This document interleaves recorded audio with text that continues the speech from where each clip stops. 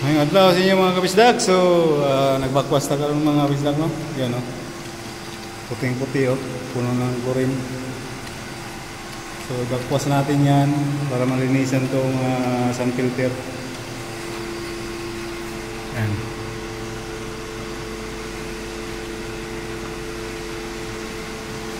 Dapat malinis ng mga kabisdak. Pag clear na to, malinaw na yung tubig, saka natin i-rinse.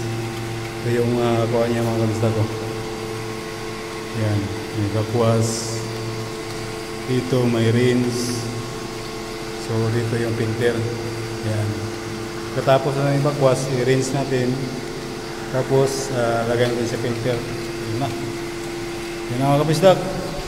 Shout out sa inyo to nandyan.